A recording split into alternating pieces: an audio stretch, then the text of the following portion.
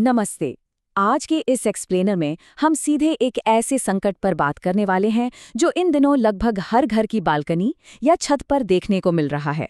चिलचिलाती गर्मी और हीट वेव्स, जिसकी वजह से हमारे हरे भरे पौधे बहुत तेजी से दम तोड़ रहे हैं। लेकिन क्या इसके लिए सिर्फ और सिर्फ मौसम जिम्मेदार है?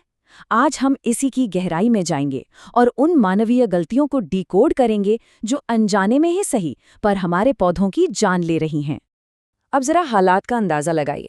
दोपहर के वक्त जब पारा 45 डिग्री को छू रहा होता है तो बाहर रखे गमलों की मिट्टी किसी गर्म तवे की तरह तप रही होती है। मतलब हालात सच में इतने खराब हैं कि अगर उस सूखी और तपती मिट्टी पर एक बर्फ का टुकड़ा भी रख दिया जाए ना, तो वो बस कुछ ही सेकंड्स में पिघल कर गायब हो जाएगा और मिट्टी वो वापस वैसी ही पत्थर जैसी कठोर और गर्म हो जाएगी। तो यहाँ एक बहुत बड़ा सवाल उठता है, क्या हरे भरे पौधों के अचानक किनारों से भूरे होने या पूरी तरह पीले पड़ने के पीछे सिर्फ सूरज देवता का कहर है? खैर, इसका जवाब है बिल्कुल नहीं। अक्सर हमें लगता है कि बस ये अत्यधिक गर्मी ही पौधों को मार रही है, लेकिन असल में हमारी कुछ बहुत ही नेक इरादों से की गई गलतियां ही जड़ों को मिट्टी के अंदर पका रही हैं। आज के इस एक्सप्लेनर का एजेंडा कुछ इस तरह रहेगा। पहला, हीटवेव प्लांट सर्वाइवल क्राइसिस। दूसरा, ठोस खाद से अभी क्यों बचना चाहिए। तीसरा, गर्मियों में पानी देने की कुछ जानलेवा गलतियां। चौथा, प्रूनिंग और रीपॉटिंग पर तुरंत रोक। और पांचवा, बिना किसी खर्च के कुछ बेहतरीन कूलिंग हैक्स। तो चलिए सबसे पहले बात करते हैं हीटवेव प्लांट सर्वाइवल क्राइसिस की। देखिए, इस भीषण गर्मी में वनस्पतियां बहुत भारी तनाव से गुजर रही हैं और ये समझना बहुत ही जरूरी है कि उन्हें तुरंत सही मदद की जरूरत क्यों है। जैसा कि यहाँ बताया गया है, भीषण गर्मी में पौधे ग्रो नहीं कर रहे होते हैं, वो पूरी तरह से सर्वाइवल मोड में चले जाते हैं। मतलब वो बस किसी तरह खुद को जिंदा रखने की जद्दोजहद कर रहे हैं। उनका पूरा फोकस अपने अंदर की नमी को बचाने पर होता है। अब ऐसे नाजुक समय में उनसे विकास की उम्मीद करना या उन्हें तेजी से बढ़ने के लिए मजबूर करना, ये सच में एक बहुत बड़ी आपदा को न्योता देना है। अब आते हैं दूसरे पॉइंट पर, क्यों हमें अभी ठोस खाद के इस्तेमाल से पूरी तरह बचना चाहिए।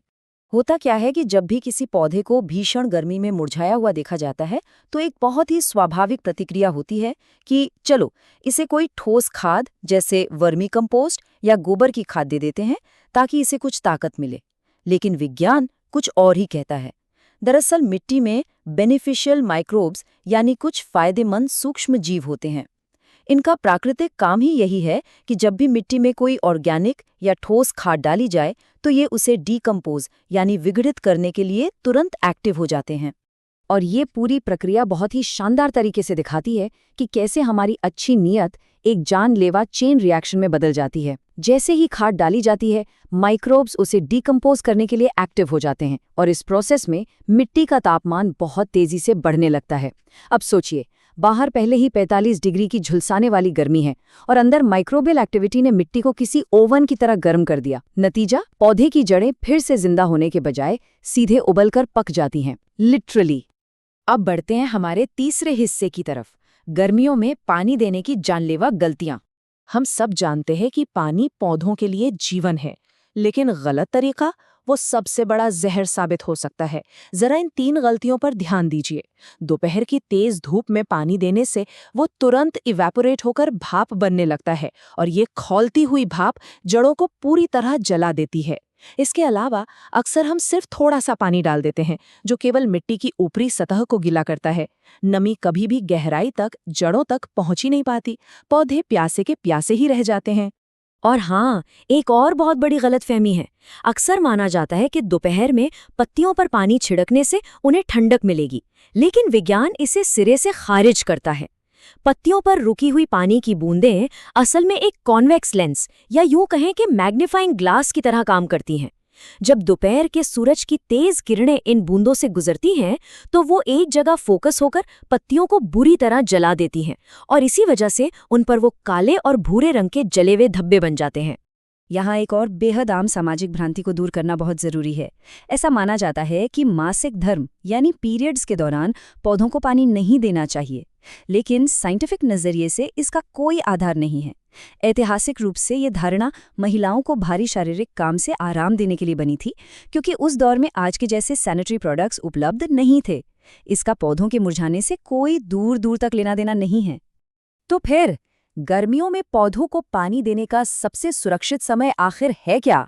देखिए, पानी हमेशा सुबह 6 बजे से पहले दे देना चाहिए। अगर पौधे किसी छायादार जगह पर है जहां सीधी धूप थोड़ी देर से आती है, तो सुबह 7:30 बजे तक भी पानी दिया जा सकता है। या फिर सबसे सेफ तरीका है कि शाम को सूरज ढलने के बाद पानी दें। बस हाँ, एक बात का जरूर ध्यान रखें, इन समयों पर बागवानी करते हुए खुद को मच्छरों से बचाने के लिए मॉस्किटो रिपेलेंट लगाना बिल्कुल ना भूलें।